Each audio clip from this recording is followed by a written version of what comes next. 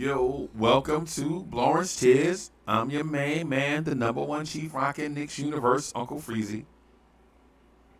It's early morning. I can't sleep. Y'all know the deal. At night, I can't sleep. I toss and turn. Yeah, I don't have to get into all of the rest of that. But let me just say this real quick. If this is your first time rocking with me, welcome. Consider hitting that subscribe button, hit the like button, share with your friends. So, as a Knicks fan, as I watch things breaking in Knicks universe or breaking in the NBA universe, I can't help but think how these things that are happening in the NBA universe impacts the Knicks. Excuse me. Right? And so I'm looking at the Porzingis trade. And as I look at the Porzingis trade, I'm going to find the particulars. I had the particulars here, and then I lost it. But let me go back to it really quick.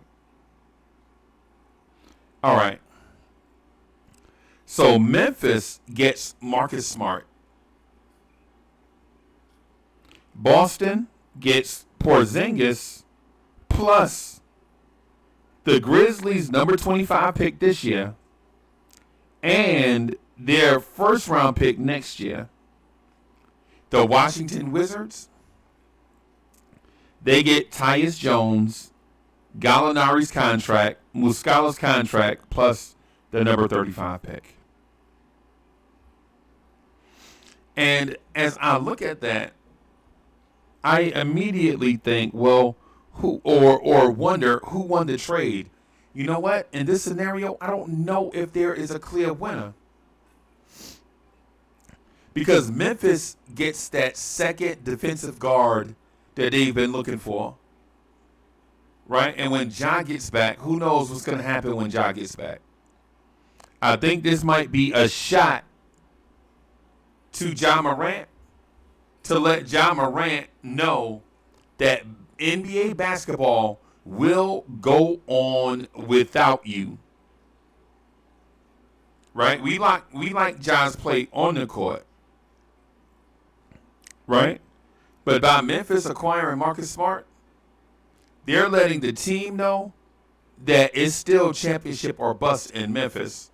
And they're letting Ja Morant know that NBA basketball can and will go on without you.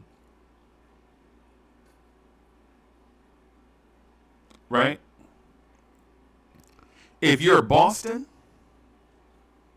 Boston is doubling down, man. Boston doesn't like losing. They go out and get Porzingis, an offensive threat, to play with and in front of Robert Williams at times. Boston is going to stretch the floor. You're going to have to guard Porzingis, Tatum, and Brown.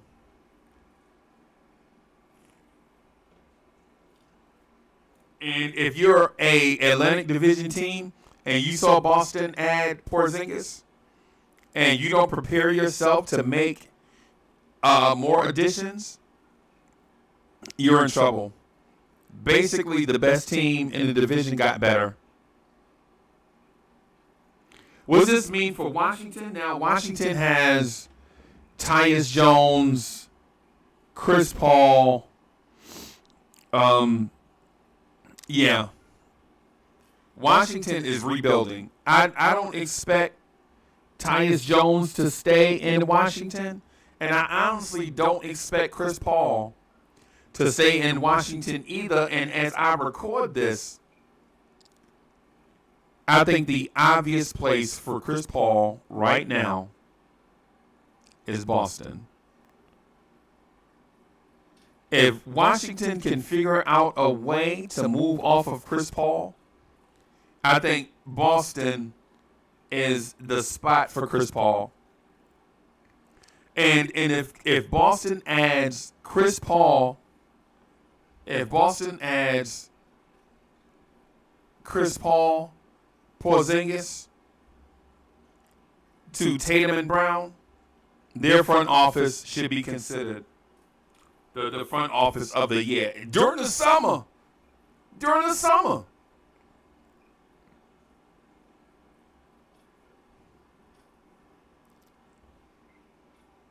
So what does this mean for the Knicks? Blah, blah, blah, Uncle Freezy. So what? Boston made a move. Washington made a move. Memphis made a move. The Bucks allowed Chris Middleton to hit free agency. Kyle Kuzma's a free agent. What does this mean for the Knicks? Well, for the Knicks, this means you better get your stuff in order. This means that the Knicks move, the moves the Knicks make, these moves need to be confident, reinforcement moves, whatever they're doing. You hadn't heard anything from the Knicks front office except for Obi Toppin wilding out. That's all you've heard. So if Washington is rebuilding, would you consider trading Obi to DC for Kispert and Denny Avdija? Do the Knicks need defenders and three-point shooters on the wing? That's the question you should ask. Do the Knicks need shooters, Corey Kispert, and defenders, Denny Avdija, on the wing? But if they acquired those guys, what does that mean for R.J. Barrett? What does that mean for Josh Hart? What does that mean for Quentin Grimes? I'm not for sure. I'm not for sure how it works. Tom Thibodeau would have his hands full.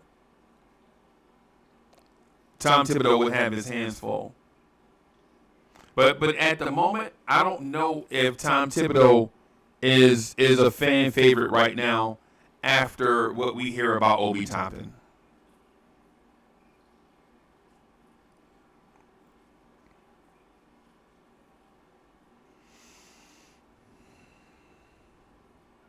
How does all these things impact the Knicks?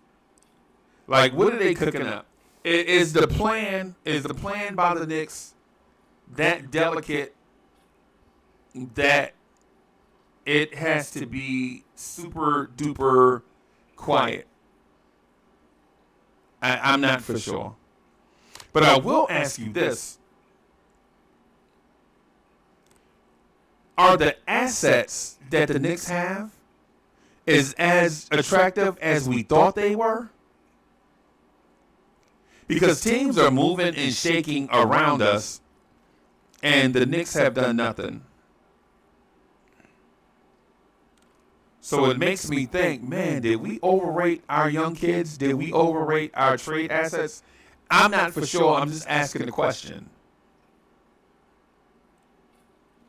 I'm not for sure. I'd like for y'all to answer the question, though.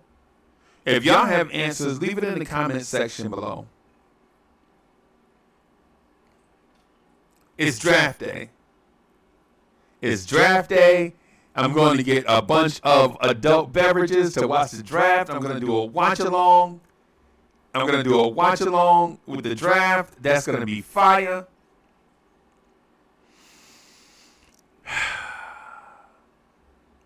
Trade day, acquisition day is here, baby. Let's go Knicks. Hey, y'all. If you like what you heard, hit the like button, share, subscribe to the channel. And if you like real conversations from real people, come vibe with us on Vibes and stuff. Search Uncle Freezy. You'll find Lawrence Tears. You'll find Vibes and stuff. Subscribe to the channels for dope content on both. I'm going to be rocking with Queen BK stuff later on, The Neighborhood. Come check that out. It's your main man, the number one chief rocker in this universe, Uncle Freezy. I'm out of here, y'all. Peace.